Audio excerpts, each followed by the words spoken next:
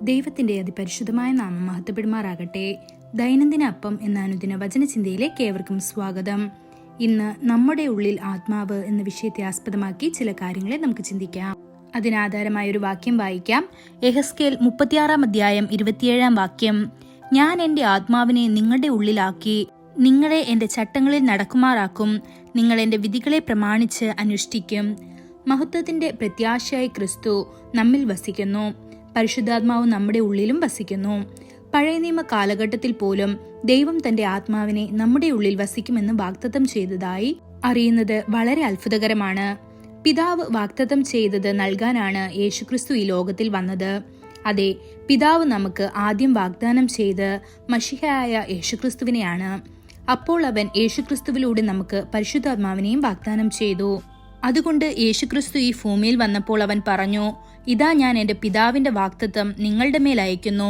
എന്നാൽ ഉയരത്തിൽ നിന്നുള്ള ശക്തി ലഭിക്കുന്നതുവരെ യെരുശലേം നഗരത്തിൽ താമസിക്കുക എന്ന്.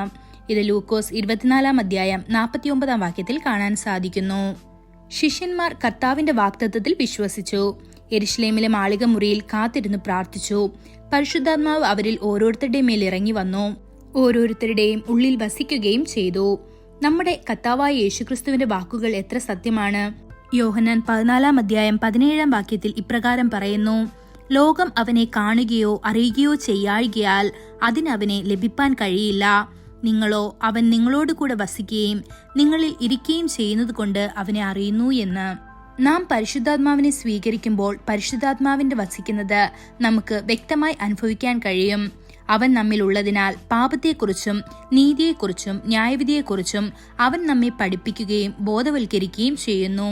ചെറിയ പാപങ്ങളെ പോലും ആത്മാവ് വെളിച്ചത്ത് കൊണ്ടുവരുമ്പോൾ മനസാക്ഷി വളരെ മൂർച്ചയുള്ളതായി തുടരുന്നു. അത് നമ്മുടെ ഹൃദയങ്ങളെ തളർത്തുകയും നമ്മുടെ ഹൃദയത്തിൽ പാപത്തിന് ചെറിയ ഇടം നൽകുമ്പോൾ പോലും പരിശുദ്ധാത്മാവിനെ ദുഃഖിപ്പിക്കുന്നതിനെക്കുറിച്ച് നമ്മെ ബോധവാന്മാരാക്കുകയും ചെയ്യും. കർത്താവിൽ വസിക്കുന്ന ആത്മാവിനൊപ്പം ദൈവവചനം വായിക്കുമ്പോൾ നമുക്കും ആഴത്തിലുള്ള വെളിപ്പാട് ലഭിക്കും. അപേക്ഷയുടെ ആത്മാവോടെ നമുക്ക് പ്രാർത്ഥിക്കാം. പ്രസംഗിക്കുമ്പോൾ അവന്റെ ശക്തി അനുഭവിക്കാൻ കഴിയും. നമ്മുടെ ഉള്ളിലുള്ളവൻ വലിയവനാണ്. അവൻ നമ്മുടെ ശരീരങ്ങളെ തന്റെ മഹത്വത്തിന്റെ ആലയമാക്കി മാറ്റുന്നു. വിശുദ്ധ ഗ്രന്ഥം 1 കൊരിന്ത്യർ 6 19 വാക്യത്തിൽ, നിങ്ങളുടെ ശരീരം നിങ്ങളിൽ വസിക്കുന്ന പരിശുദ്ധാത്മാവിന്റെ ആലയമാണെന്നും നിങ്ങൾ ദൈവത്തിൽ നിന്നുള്ളവരാണെന്നും നിങ്ങൾ നിങ്ങളുടേതല്ലെന്നും നിങ്ങൾ അറിയുന്നില്ലയോ എന്ന് ചോദിക്കുന്നു. മാത്രമല്ല 1 കൊരിന്ത്യർ 3 16 വാക്യത്തിൽ, നിങ്ങൾ ദൈവത്തിന്റെ ആലയമാണെന്നും ദൈവത്തിന്റെ ആത്മാവ് നിങ്ങളിൽ വസിക്കുന്നുവെന്നും നിങ്ങൾ അറിയുന്നില്ലയോ എന്നും കാണാൻ സാധിക്കുന്നു. ദൈവമക്കളെ, കർത്താവായ യേശുക്രിസ്തു നിങ്ങളിൽ വസിക്കുന്നു. പരിശുദ്ധാത്മാവ് നിങ്ങളുടെ ഉള്ളിലും വസിക്കുന്നു. അതിനാൽ നിങ്ങൾ ഇരട്ടി അനുഗ്രഹിക്കപ്പെട്ടിരിക്കുന്നു. ഈ വചനങ്ങളാൽ ദൈവം നമ്മെ ഓരോരുത്തരെയും അനുഗ്രഹിക്കുമാറാകട്ടെ.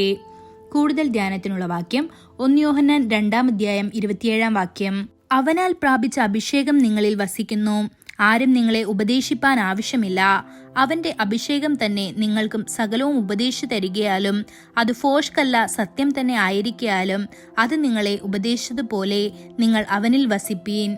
ഇന്നത്തെ ബൈബിൾ വായന രാവിലെ സങ്കീർത്തനങ്ങൾ 1, 2, 3 അധ്യായങ്ങൾ. വൈകുന്നേരം അപ്പോസ്തല പ്രവൃത്തികൾ 17 1 മുതൽ 15 വരെയുള്ള വാക്യങ്ങൾ. ആമേൻ.